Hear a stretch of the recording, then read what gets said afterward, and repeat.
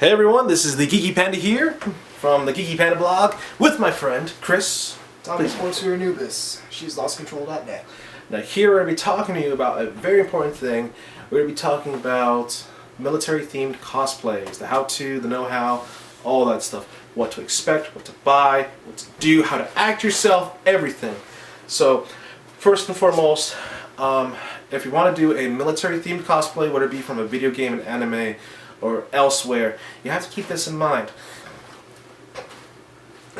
Just do know you're going to be, depending on how complex and how much you get to wear. You're representing yourself, but you're not representing the armed forces. Yeah. That is a big problem. Don't say you're actual. If you're in if you're in the U.S. cosplaying and you have actual U.S. military gear or something that's a lookalike, people are going to assume that you're a U.S. serviceman. It happens. Yeah. It is completely understandable. Don't say, "Oh, they should know better." No, they don't. No, they don't. Just be understanding. Say, "No, I'm not. This is just a costume." Yep. It's real simple. So what you should do is, if you do go that route, you can wear. I generally use patches from military organizations that doesn't exist. Yeah. Hence, I got the Task Force 141 on my back of my vest, but up here I got the Shadow Company from Modern Warfare 2. Yeah, like right here I got Task Force MOE. Yeah, and it's a military serviceman. It might look weird, but it's this is from a game, I think. But please, you can have a name tag. It's not that bad. I've got the Geeky Panda here.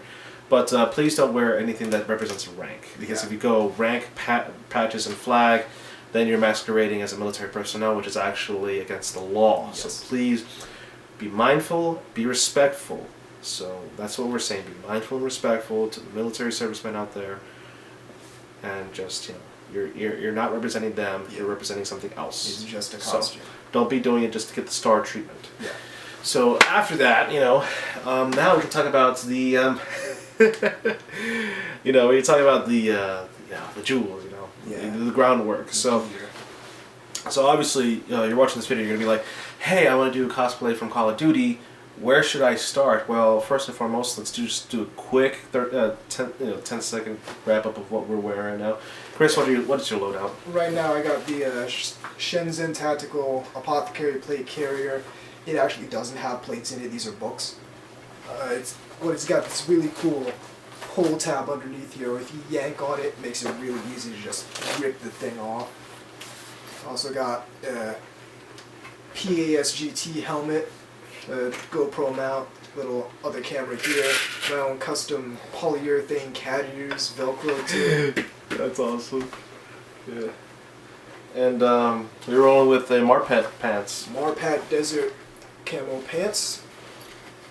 And yeah, for me, I am rolling with, this is, it's actually from Russia. This is a legitimate, known as a Gorka mountain suit. This is what their special forces or other part of Russia's military organizations wear. This is the fall variant, this is the fall color variant of it, and this is meant for fall or winter season, so this can get really hot.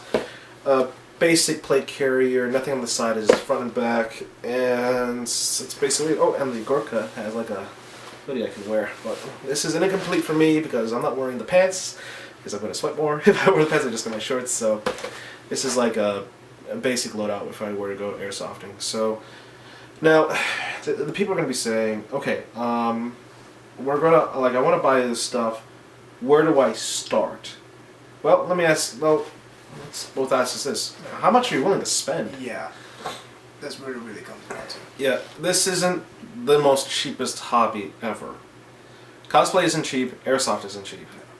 And buying military themed stuff is definitely not cheap. If you go cheap, you're going to get a bad product. Yeah. Or you're going to get a product that's only going to last a certain amount of time.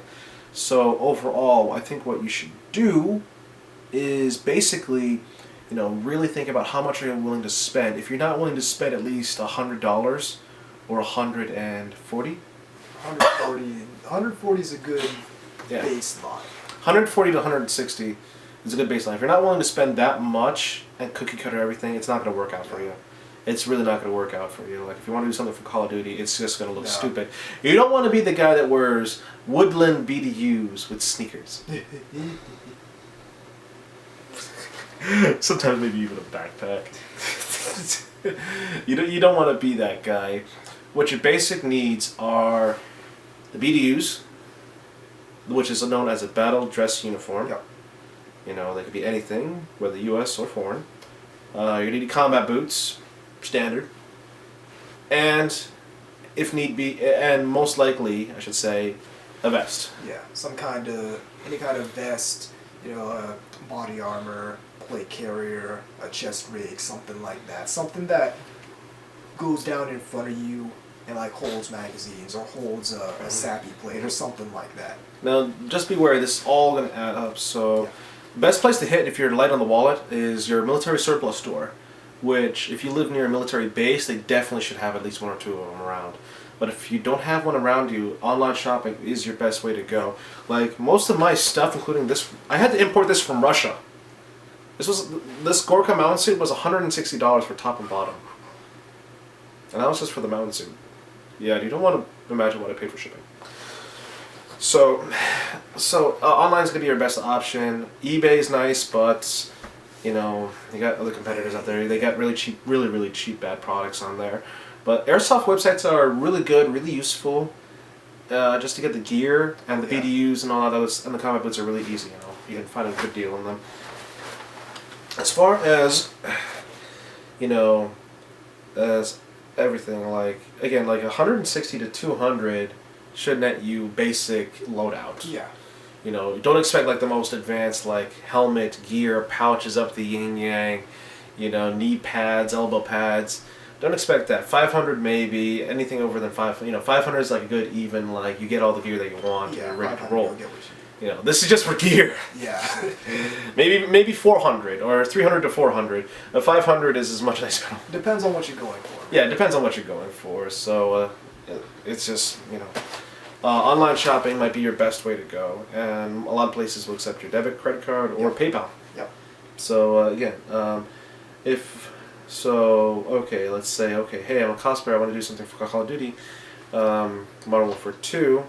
Like, okay, so which depending on what you want to cosplay, which side, the U.S., the Russians, and all that stuff. Right. It will add up. The cheapest thing to do is actually American stuff. Yeah, just do U.S. because you'll be able to go to the Army surplus store, get yourself a surplus ACU. Yeah.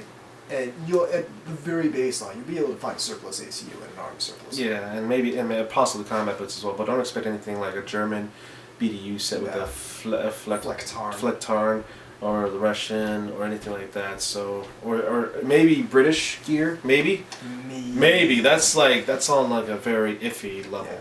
So just keep in mind with that. So other than that, again, this is not a cheap hobby. No. This is an expensive hobby. It costs a lot of money, so be prepared to shut out your wallets. Now, as far as everything else goes, as far as props, airsoft guns, disabled airsoft guns, or just prop guns are the way to go. Make sure they have an orange tip to abide by convention rules, but we're going to actually talk a bit more about that in our next video as far as equipment goes, how to act yourself in a convention setting, because I know that my camera's going to say, hey, the video's going to blah blah blah soon, so, so again, please watch these video contents if you're planning to do stuff like this, or if you're a cosplayer doing military themed stuff, post a comment. So, this is Geeky Pen here with T. Nubis here on the Geeky Pen blog, Brandon guys with another video, and remember, stay geeky, my friends.